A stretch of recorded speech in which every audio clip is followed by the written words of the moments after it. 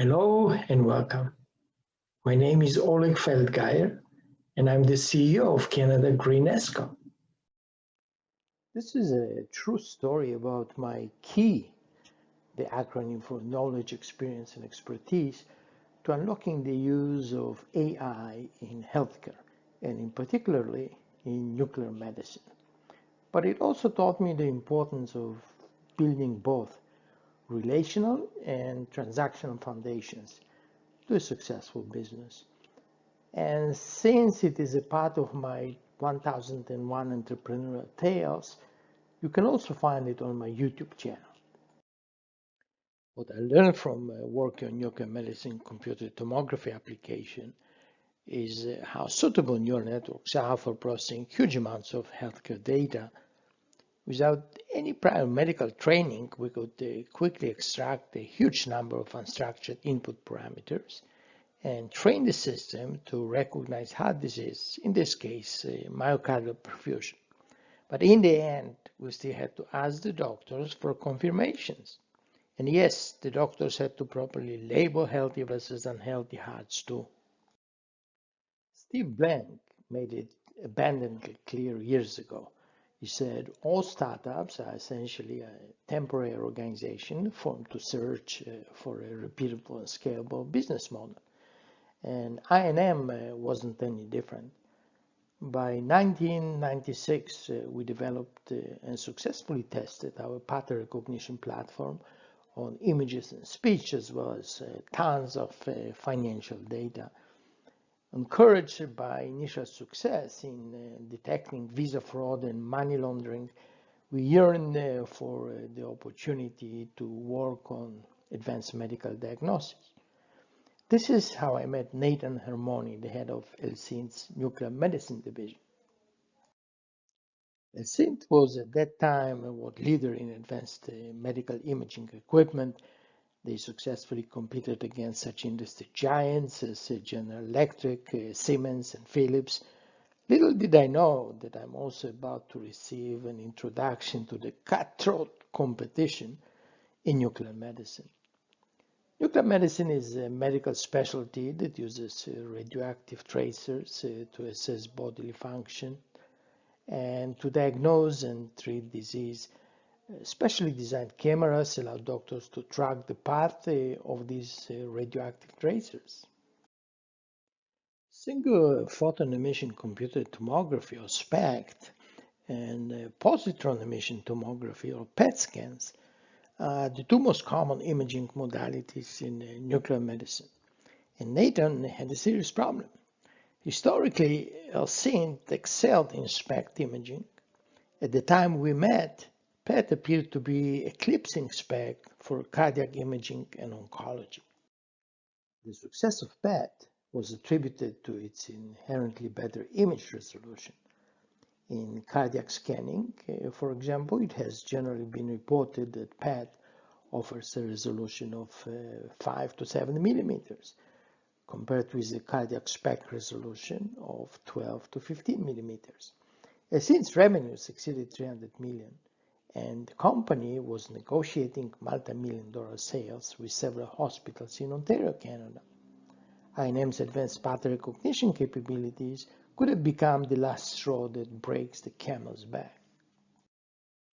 Well, I was so proud of landing a nuclear medicine client that I offered Elsint my help in arranging the meetings with hospital officials and sell.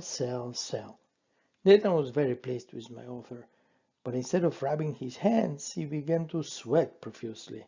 Soon, I was about to discover his predicament. It took approximately 4 weeks before my neural network presentation took place at Mount Sinai Hospital in Toronto. The top-notch myocardial perfusion specialists, hospital administrators, and IT personnel came to the auditorium. They were genuinely intrigued and impressed by the possibilities of deep learning technologies. A few days later, however, as I&M was setting up its training database, I received an urgent phone call from Nathan. Apparently, a much larger RFP has surfaced from the Western Hospital in Toronto, And this was it. Helsinki simply had to win it, and Mount Sinai Hospital could wait. I met with Dr. Burns at the Western Hospital immediately. He was one of the most respected cardiac specialists around the world and one of the most enthusiastic researchers I ever met. Not only did he help me understand the extent of the available database, I also learned a great deal about some of the critical factors leading to a successful diagnosis. A few weeks passed, the data was received, and you guessed it, Nathan calls again. This time, we were asked to work with the Ottawa Heart Institute at Ottawa Civic Hospital. And right now, this was the top priority for Helsinki. As they say, fool me once, shame on you, fool me twice, shame on me. So I wasn't going to turn myself into a pretzel and blindly comply. Instead of rushing to Ottawa, I asked Nathan, what is the root cause for such an erratic behavior? After a while, it became clear to me. Helsinki was dashing to close the biggest deal before the next show of Radiological Society of North America, RSNA. Some of Helsinki's competitors were expected to introduce new equipment at the show with better features than Helsinki could offer that year. Granted, it took some convincing to do, but after a few heated exchanges, Helsinki finally agreed to proceed as planned and to stop such a ridiculous client hopping. And we agreed to give neural networks a well-deserved try without any further delays. 3 months later, INM took the podium at one of the Nuclear Medicine Users Group conference organized by Helsinki. Just before our presentation, a medical team from Kansas presented their findings linked to a myocardial perfusion analysis. They used conventional statistical methods and reported a detection rate of about 62%. We were next. Using the same SPECT machines, INM reached 92% of average accuracy over 10 different tests. Needless to say, Nathan was all smiles. He never requested INM to pitch in front of another hospital again. 6 months later, on November 25, 1998, Helsinki was successfully acquired by GE Healthcare. What I learned from that experience was how suitable neural networks are for processing huge amounts of healthcare data. Without any prior medical training, we could quickly extract a huge number of unstructured input parameters and train the system to recognize the disease. All we asked the doctors for was to properly label healthy versus unhealthy hearts. At some point, during the training phase, our neural networks plateaued and reached the best generalization level they could. No amount of additional training improved the overall accuracy. In fact, one should be extremely careful to prevent overtraining of neural networks on training sets. This could cause performance degradation on unseen data. But remember this, no matter how important is the financial transaction, never lose sight of the fact that even the most hardened reports can be destroyed with a drop of the hat.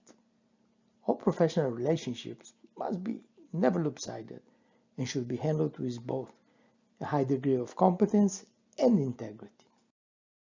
Yes, deep learning is not perfect, but it's extremely fast and efficient, and it can help medical staff process more patients much faster. However, since recognition accuracy is not 100%, a final decision should be always reserved for a qualified medical practitioner. My own experience is reflective of what transpired in using AI to improve patients' care over the last 20 years. Imaging applications and improved diagnosis of cancer or heart problems are now quite common. I mentioned the SPECT application, but similar developments take place in other modalities such as X-rays, CT scans, MRI, etc. Not to mention the latest trends and investments in telemedicine. To be successful, AI requires huge amounts of high-quality labeled data. It can't replace a human being yet, but it can be trained to understand vast amounts of data and alert the experts to abnormal findings. It's a great help to physicians making the right and the more accurate decisions. Don't be blinded by the latest singularity headlines. It's important to understand that even the best AI tools are not going to replace clinicians. Nowadays, AI technologies are great at aiding and helping clinicians to zero in on many signals hidden in massive amounts of data. Deep learning has only reached the rat-level cognition, and it is not enough to replicate a physician. I'm not sure about your preferences, but I'm not so keen to walk into a clinic and to be diagnosed by a rat brain. Especially, how do you even sue an artificial rat if things go bad? For more information, please see my videos on YouTube and my posts on LinkedIn, Twitter, Medium, and CG's website. You can also find additional info in my book on Amazon.